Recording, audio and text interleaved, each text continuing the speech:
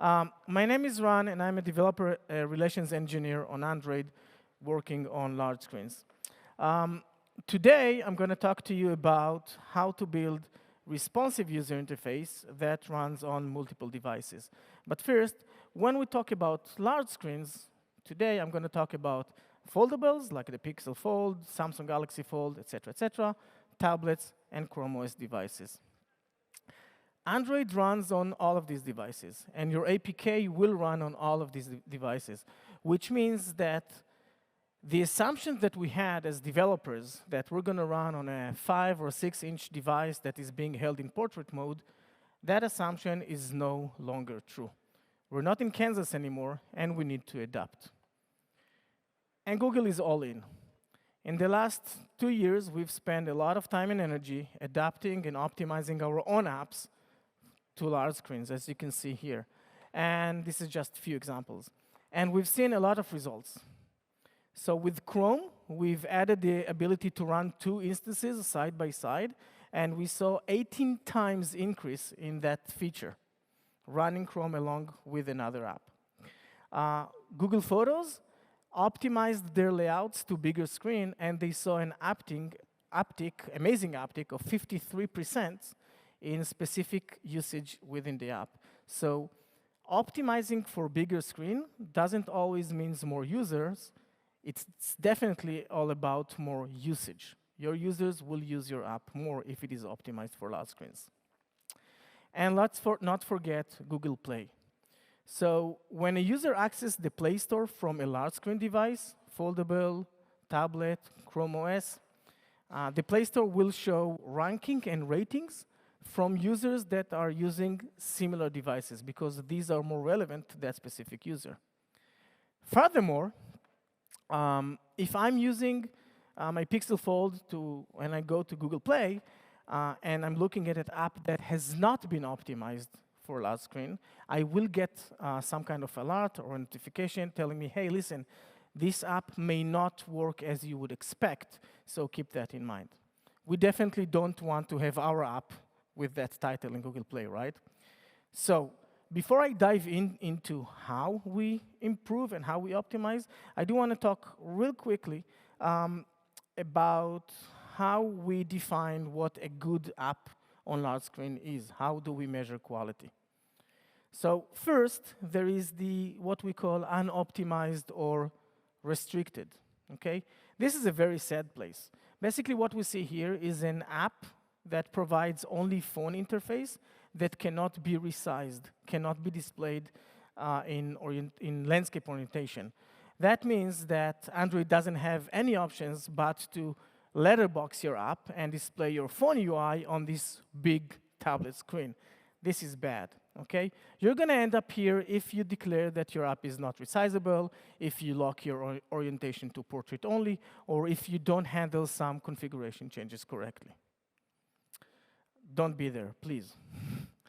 All right, Tier 3, basic support. It means that your app is running on a tablet, it runs on a foldable, it is okay. Users can get the job done, they can go through the critical user journeys of the app, which is great, but you're not really using the extra real estate, the extra screen space that you have.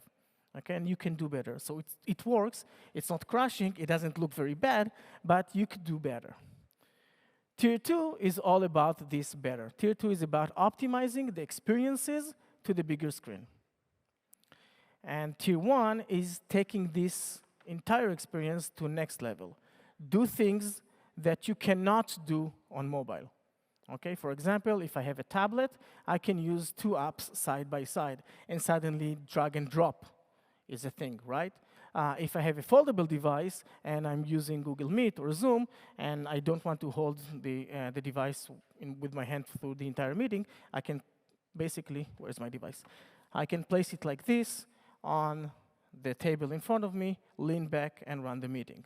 So this is something that I cannot do on a regular phone. In this talk, we're going to focus about the Tier 2, the better, the optimization of how to optimize our layouts and app to a bigger screen.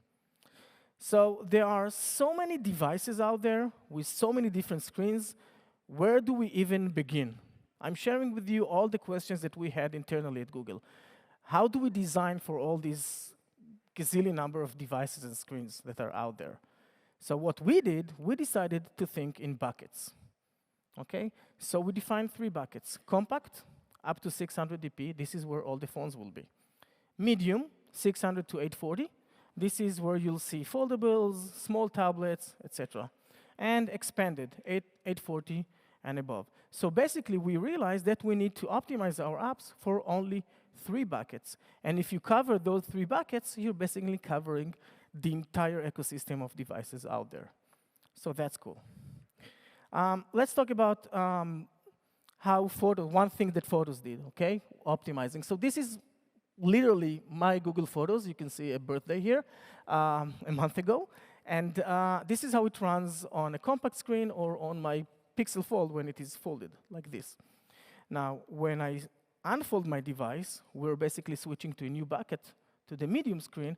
And one thing that you can see immediately is that Photos is using different navigation component. Okay?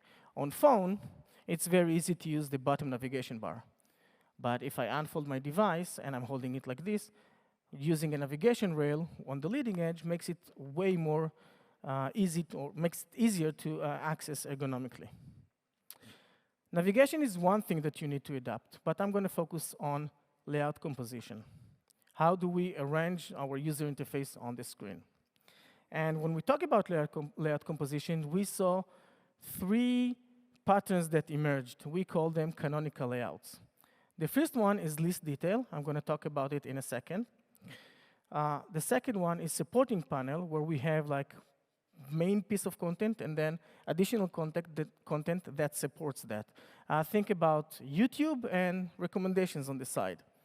And the last one is feed, okay, where we have a bunch of content that we want to let the user scroll easily. In this talk, we're going to focus about list detail because A, it's very common, and B, it's the most complicated one to implement. So, list detail is a paradigm that you can see in many, many apps. You have a list of items on one side, and then the details of a specific item on the right side, sorry. Good examples will be text messaging apps, file browsing apps, where you select a folder, and you can see the details of that folder, the content of the folder on the right side. Music, you click on an artist, and immediately you see the albums and the songs on the right side, etc., etc. A cool thing with list detail canonical layout is that it naturally supports information hierarchy. We have 2 panes in our screen, left and right. The left one shows a list of items, and the right one shows the details of a selected item in the list. So the relationship between the content on the right side and the left side is basically parent-child relationship. Now, implementing list detail can be tricky because you need to do completely different things based on how your app is already built, based on what you have right now. Maybe you have 2 activities, one activity showing the list, one activity showing the details. Maybe you have one activity and using fragments, one fragment to show the list, one fragment to show the details. And maybe your app is written in Compose. You don't have any views or fragments at all. What do you do then? Don't worry. We do have an API or a library that will help you implement list detail no matter what kind of architecture you're already using. And I'm going to cover it today. So we're going to start with activity embedding, because sometimes one activity is not enough. Activity embedding allows you to display 2 activities side by side, which is great if your app has multiple activities and you want to implement list detail, right? Activity embedding will automatically choose the right presentation based on the available screen space and the settings that you provide. This means that if there is enough room, 2 activities will be displayed. If there is not enough room, only one activity will be displayed. Here's a quick example. This is an app that I wrote. It's an amazing fruit app. We have one activity showing you a list of fruit. When you click on a fruit, we launch another activity that shows you the lorem ipsum details of that fruit. I know, amazing app. I made millions out of this app. This is how it looks on a phone, but if I run it on a tablet and I open it, you can immediately see that both activities are being displayed side by side using activity embedding. Another cool thing is that the library supports runtime changes. So, for example, if the user uses My Fruit app and Chrome side by side in multi-window, and the user resizes and changes dynamically the available screen space for My Own Fruit app, activity embedding will automatically decide if we need to show two activities side by side or just one activity. Activity embedding doesn't change the fundamental way that activity ordering on Android works. Behind the scene, it creates two activity stacks, primary and secondary. And the secondary is always considered to be on top of the primary one. So if there is enough room to display both containers, we have two activities side by side. If there is not enough room, we're going to see the secondary on top of the primary, exactly like we used to when we build for phones, where we have activities stacked one on top of the other. Here is an example. We have room, so we're showing two activities, list and detail. And user clicks on a button in the details activity that launches another activity, a sub-detail activity, okay? If we look at the containers, we'll see that the sub-detail activity is bound to the container, to the bounds of the container that it was launched from. Again, keeping the ordering, the natural Z ordering of activities. Another example. In this example, we decided not to split the screen 50-50. We give more room to the secondary activity, to the details activity, to activity B. Now, let's say the user folds their device. Activity embedding will resize and reposition the containers. So activity B will actually resize to the external screen size and will be displayed correctly. Same thing happens when we unfold the device. Again, the secondary container will be resized and repositioned to cover the entire screen to show both activities side by side. All right, how do we implement activity embedding? This is the heart of activity embedding, basically a single XML file that covers two things. When should we enter a split displaying two activities, and how we should do it. So first, I define my split ratio. I decided to go with 30/70, which is fits tablets more usually. The default is 50/50. You can choose whatever you want. Okay. I also defined the minimum width to enter a split, 600 dp. Remember those buckets that I talked about earlier? This is exactly the threshold to move between from compact screen to medium screens. So on compact, I don't want activity embedding. I don't want to display two activities. On medium and expanded, I definitely do. I also defined that when user navigates back from all the activities on one container, the activities on the other containers will be dismissed and finished as well, so the user will navigate out of my app. And last, we define the filter, basically telling here, hey, if you're going to launch the details activity from the list activity, we should enter a split. This is all the rules that the library needs in order to work. However, we do need to load these rules before any other component loads, because we want those rules to apply to all activities, even the first one, the very first activity that is being launched. And in order to do that, we can use Jetpack AppStart library, super easy, a little bit of boilerplate. We're telling, hey, we're setting up the provider in the manifest, telling that, hey, we're going to use AppStart, and we're giving the name of the class, the initializer class.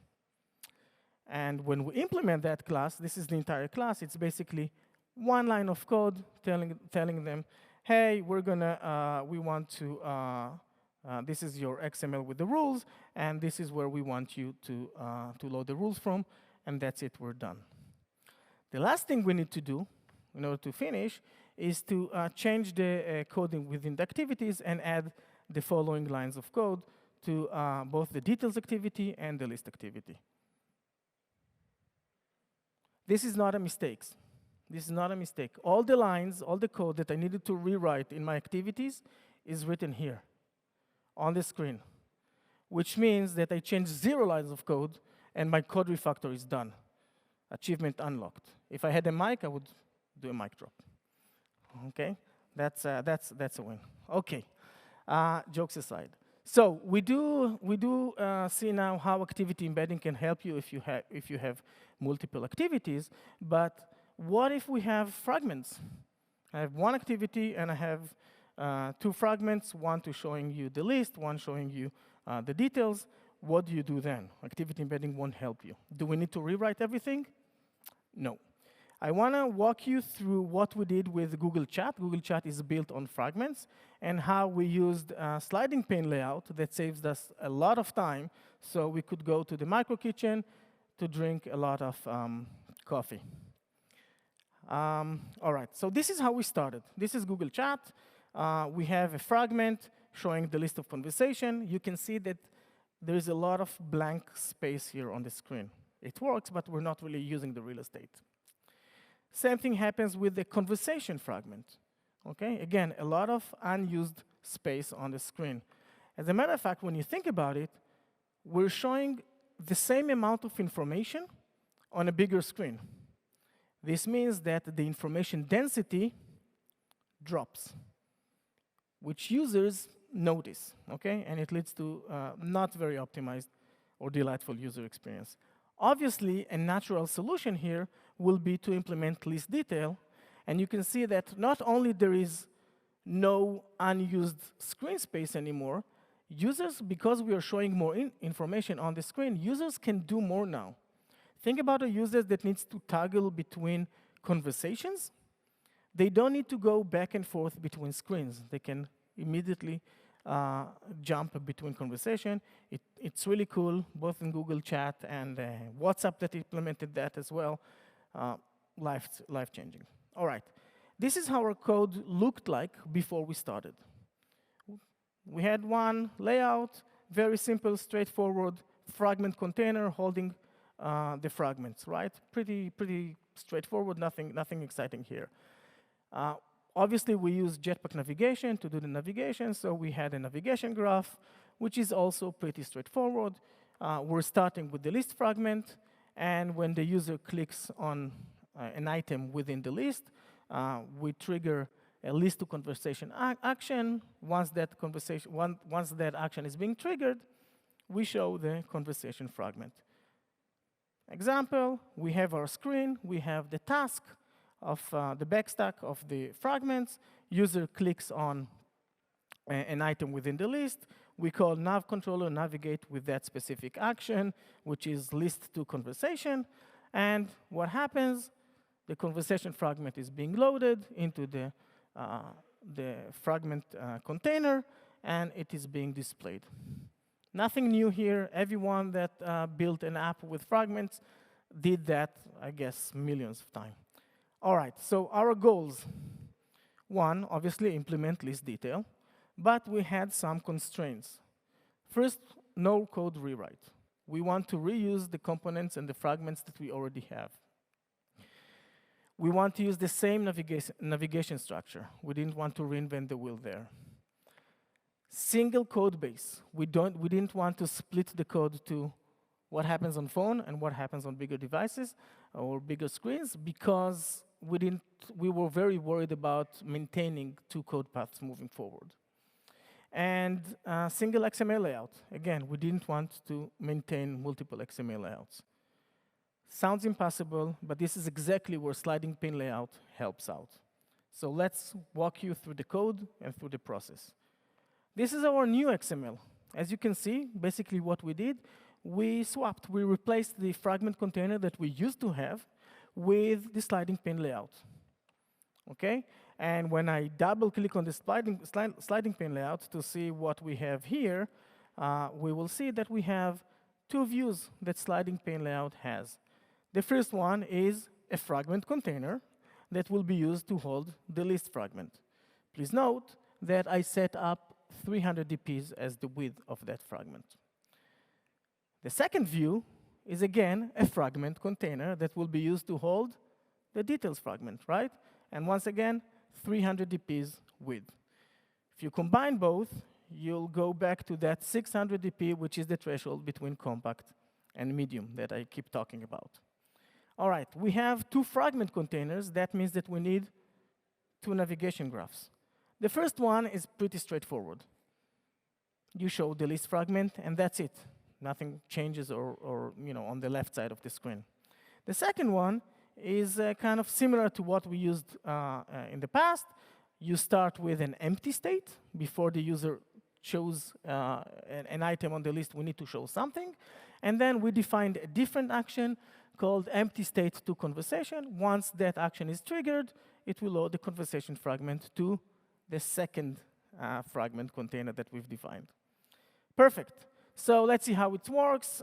We launch our new chat on a bigger screen. Immediately, we have 2 fragments. This is great. And here is how our fragment containers tasks, backstacks looks like.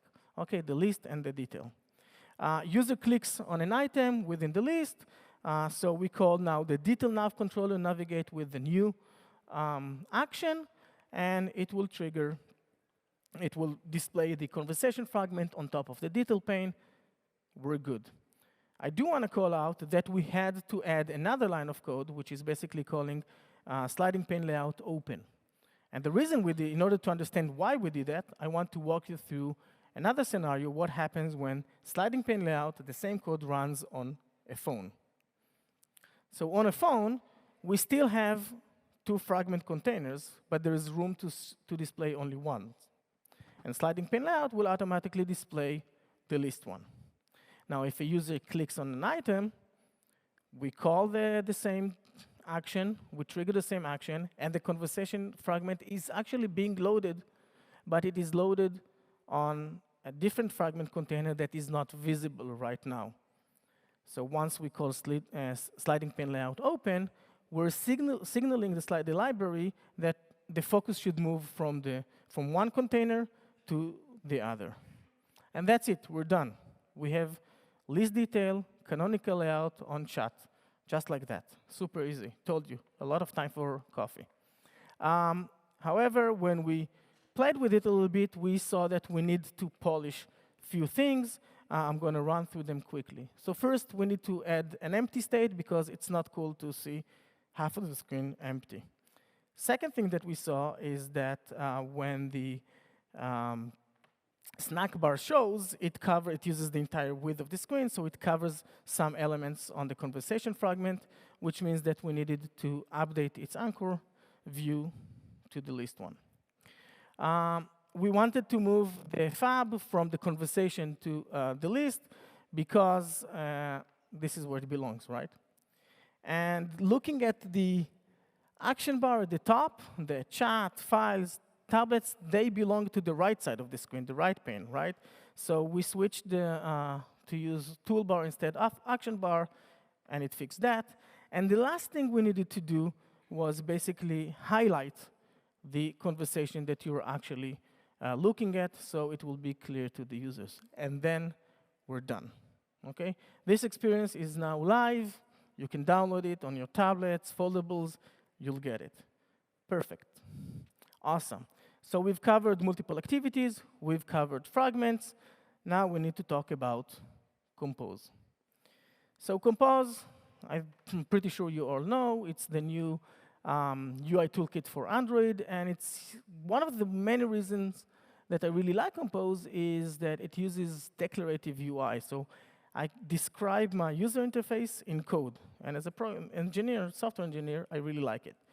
And when you combine the power of Kotlin with this declarative paradigm, you get a super flexible environment and framework, which I really like.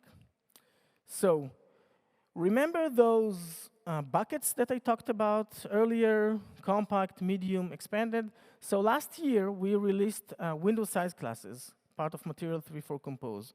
And that's basically an API that will tell you if you're running on a compact, medium, or expanded screen.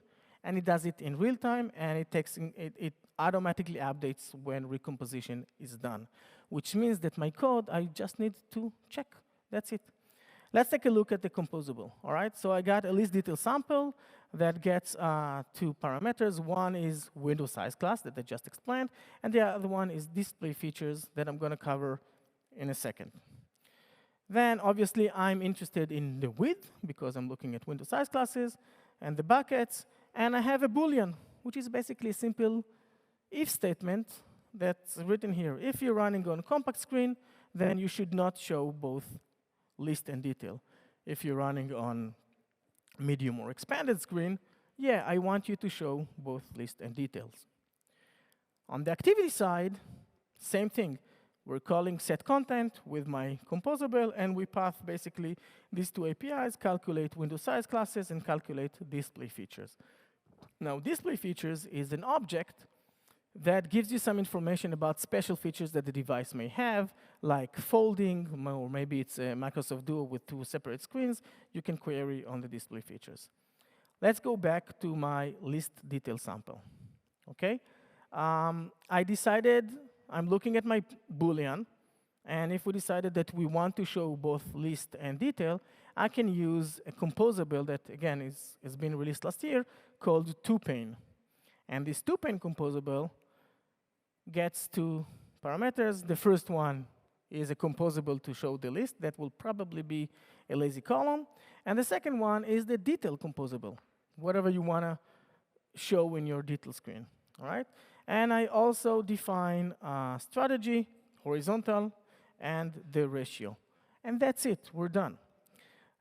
If we don't want to show both list and detail, I have my else statement where I can write the logic, whatever logic I need to run in order to decide if I should show the list or the detail.